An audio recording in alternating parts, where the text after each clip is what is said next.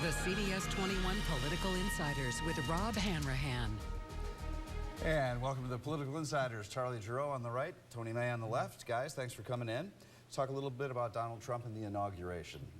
There's now nearly 50 Democrats who are not going to attend, 4 of them from Pennsylvania. How significant is that, Charlie?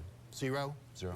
John Lewis, apparently has either a terrible lapse of memory or just simply doesn't care to tell the truth. He says this is the first time he's pulled this stunt. It's not. He did it with George Bush as well. Apparently, no Republican president's going to pass muster with him. Tony, what's the point of them not going to the inauguration?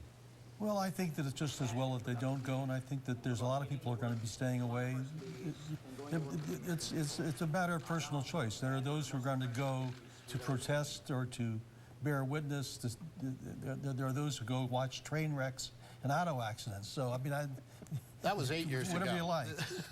Whatever you like. All right. Do we have that approval rating graphic? If we do, we can take a look at it. But Trump is at like one of the lowest approval ratings of any incoming president, 40% right now. Past presidents were 65, 60%. Charlie, is that one of the reasons possibly that some of these Democrats are saying, hey, I'm not going to go? When Donald Trump said during that debate that he might not accept the legitimacy of the outcome, both Tony and I said that was inappropriate. It's equally inappropriate for folks to be saying it now that he's actually been elected president legitimately, won fair and square. He's got some work to do. There's no question about that. Those approval ratings will rise, but to everyone, give him a chance. This is the peaceful transition of power, and with that goes the chance to prove yourself. Tony, you can see President Obama came in with 84%. Yes, and I think that that's a function of what your own panel was saying about people not knowing what Trump is thinking from moment to moment.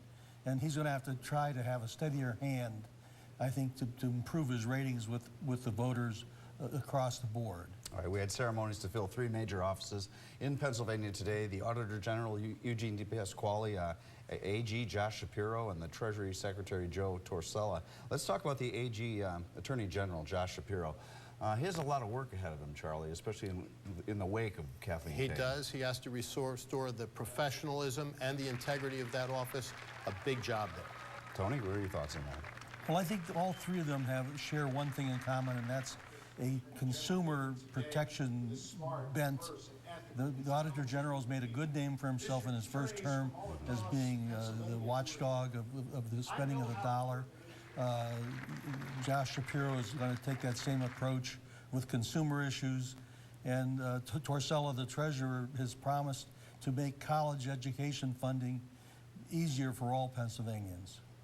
3 people on stage today, different places, very different flavors to their swearings in. All of them very ambitious politicians, all of them ready to run for governor. It's going to be fun to watch. I will make this prediction now. The Office of State Treasurer has had an awful lot of ethical lapses recently. You will not find one with Joe Torsella. No matter what you think of his politics, he is as straight and narrow as there is. Know him personally. He's going to be an ethical treasurer. All right. Got to leave it there, guys. Out of time. You can catch our Political Insiders Tuesdays right here on CBS 21 News. And make sure to join us on Sunday mornings at 8:30 for Face the State.